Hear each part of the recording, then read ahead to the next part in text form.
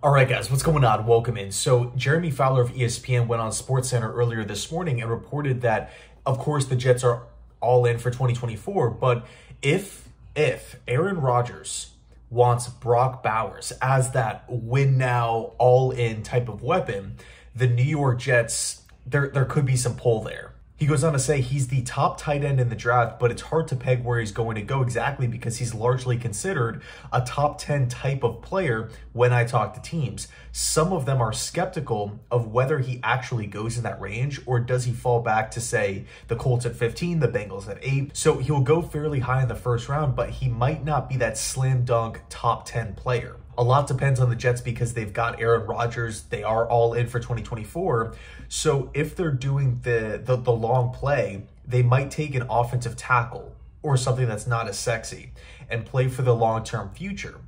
But they're all in now. So if Rodgers wants a tight end, he might get his guy. So on the surface here, it is common sense, right? There's really nothing too crazy about that. I feel like really the three pathways from the beginning, right? When the regular season ended, and the Jets landed that 10th overall pick, it was really a question of what direction are the Jets going to go down? Offensive line, specifically tackle, wide receiver, or Brock Bowers. And Brock Bowers has been the bit of, he's been the, I guess, I don't want to say wild card, but he's been the exception to the typical rule, which is, okay, you don't really see teams taking tight ends that really, that high in the draft. The Jets don't really have a need at tight ends.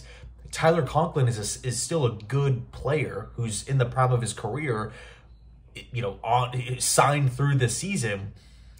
And by the way, Tyler Conklin had 620 receiving yards last year with the complete mess of a quarterback situation, complete mess of a play caller, game plans, bad offensive line play. I mean, is it fair to say that Tyler Conklin cannot get 750 yards with a better offensive line and Aaron Rodgers throwing him the football? I mean, that's pretty damn good, right? If you're talking about Tyler Conklin as like the fourth or fifth best option within the Jets offense, right? Because you got to consider Breece Hall, Garrett Wilson, Mike Williams, maybe another piece added along the way, whether that's a wide receiver in round one or what have you. But I digress. The point is, Brock Bowers has been the exception to the rule here because he's such a highly touted prospect. People have literally called him the best or a top 3 tight end prospect ever because of his athletic ability, because of his dominance in the SEC, because of his playmaking ability, right hands, crazy contested catch. Like Brock Bowers can do a lot of really, really good things. And of course, he would come into this Jets locker room and be an upgrade, right? But the pushback is, again, we don't really need a tight end. The draft isn't a sure thing. We've seen highly regarded tight ends not really work out up to this point. We can point to OJ Howard, Eric Ebron, Noah Fant.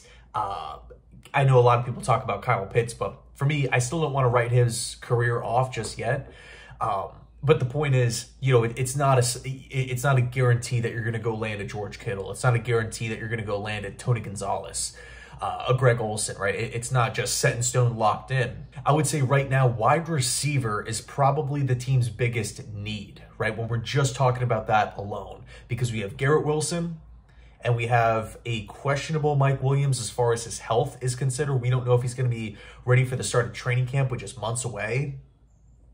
And then after that, it's the same story as last year, minus McCole Hardman, right? Xavier Gibson, Al Lazard, Jason Brown-Lee. Now, I do feel like the Jets will sign at least another player or two, depending on how the draft plays out. But there's players out there that I do feel like make sense for the Jets who would come in on a relatively cheaper price. But again, right now, less than a week before the draft, I think wide receiver is the team's biggest need. I have a feeling that the Jets would select the consensus, or I guess I would say maybe like the mainstream's top 3 wide receiver prospects, which are Marvin Harrison, Malik Neighbors, or Rome Odunze. Personally, I love Brian Thomas. I actually just did a video on Brian Thomas, and what kind of making the case for him for the New York Jets in the first round. But I based off of how Joe Douglas has talked about the offensive line, he's talking about it like it's a finished product. So, will the Jets go offensive line? I'm not sure. I think if I was Joe Douglas, I'm leaning offensive line because the most important thing in my mind, right, the X factor for the season is Aaron Rodgers. Oh, the light just died, so bear with me here. But in any case, the New York Jets, I would say, again, their biggest need is wide receiver. I think offensive tackle is the direction that I'm leaning, at this point. I really don't feel like I'm going to be coming off that hill. But here's the silver lining. We talk about this in pretty much every draft video. The Jets can go in a bunch of different ways and get better as a football team. We're not handcuffed. We're not locked into selecting one position. Oh, we have to select this one player. We have to hope that Joe Alt falls to us. We have to hope that, a quarterback falls to us. If not, we're screwed. We're absolutely screwed. Not in the slightest. Not in the slightest. Olu Fashanu makes sense, right? You want to target right tackle, Talesi Fuaga.